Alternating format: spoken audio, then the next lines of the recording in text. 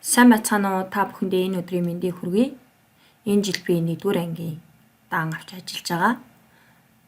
За, цар тахлын үед зайнаас цахимаар сургалтаа явуулаад байгаа боловч надад ганц нэгэн бэрхшээлүүд тулгараад байгаа. Энэ нь юу вэ гэхээр өсгийн холболтуудыг хэрхэн яаж хийх вэ? Яаж хүүхдүүдэд ойлголт заах вэ гэсэн бэрхшээлүүд бол зөвхөн надад биш. Бас багш нарт маань гарч байгаа гэж бодож байна. За тэгээд энэ асуудлаа хэрхэн шийдсэн талаараа бяцхан тайлбар өгье. За би таблет ашигласан. За таблетаа эхлээд таниулаад суулгачих нь. За тэрний дараа PowerPoint 2019 дээр энэ Drive руу ороод эндээс үзгээ сонгоно.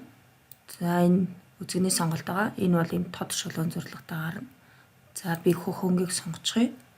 За энэ болохоор бүдэг саарлцсан тийм тасархай зурастай үзэг байгаа. За энэ бол тодруулагч гэдэг эндээс өнгөө сонгоод явчих жол. За энэ бол баллуур. За би өсгөө холболт дээр болохоор манай ангийн хүүхдүүд теле хичээлээ үзээд 100-ны ер нь 40% нь бол буруу холболттой орж ирсэн. За тэгээд энэ нэр хэрхэн зассан бэ? Хүүхдүүд маань яаж холбосон бэ гэдэг талаар жижигхэн мэдээлэл өгье. За би өсөг бол доороос холбочин тийм ээ. За би жоохон сураагүй учраас сайн сураагүй учраас жоохон муухайгаар бичих байх шүү манайхаа. За. Доороос холболттой заасан байгаа. Өсгүүдээ ер нь.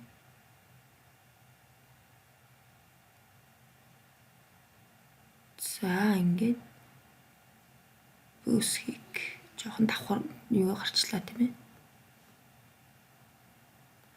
Сураг учраас жоохон ингэж ааш. За хүүхдүүд маань болохоор холбохдоо ингэж орж ирсэн.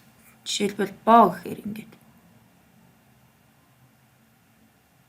Теле хичээлээ үзээд ийм холболттой. Хүүхдүүд айгүй их энэ холболтон дээр алддаг. Тэгээ ийм холболттой орж ирсэн. Одоо харин хүүхдүүдэд дагуулад би таблет ашиглаад эцэг эхүүдтэй хурлаараа тайлбарлаж өгсөн байгаа.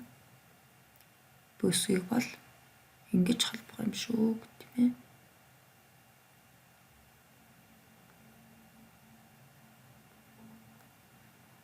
За энэ доороос холбох хэрэгтэй шүү гэдэг.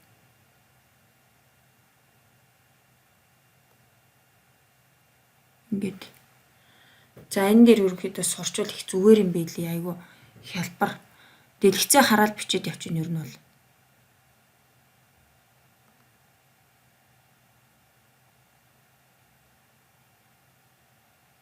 Өсгийн холболтууд би одоо яг өсгийн холболт дээр л ашиглаж байгаа.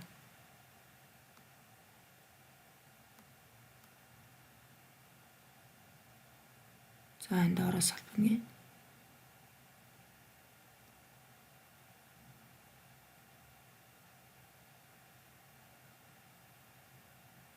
Курсорынхоо үзүүрийг л хараад явчих юм билээ уг нь бол.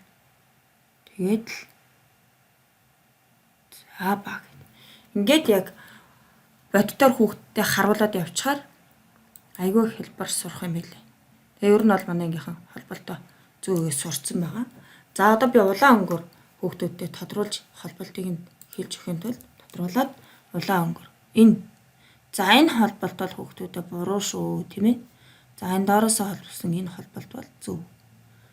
За та бүхэн дахин давтаад энийг хийгээрэй гэх жишээтэй. Ингээ хэлээд өгч байна.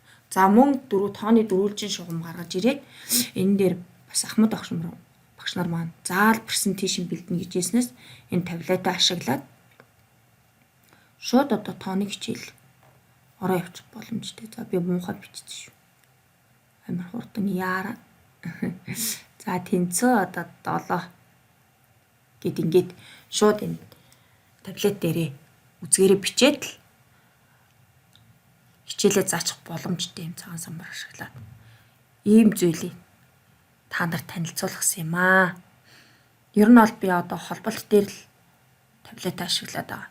Энэ ер нь бодтой юм байна. Тэгээ хүүхдүүдийн бичгийн хэлбэр холболтууд бол айгүй их сайн засарч байгаа. Үр дүнтэй байсан учраас та нартаа танилцуулж байгаамаа. За энэ таблетыг хаанаас авах вэ гэхээр Политехникийн коллежийн оюутнууд юу яадаг юм бэ? хичээл дээр ашигладаг юм байна. Одоохондоо нөгөө нэг карантинтай байгаа учраас хүүхдүүд нь байхгүй учраас түрээсээр хэрэглэж байгаа юм байлээ. За тэгээд сарын 30 мянгаыг өгөөд тэгээд түрээслээд хэрэглэж болно.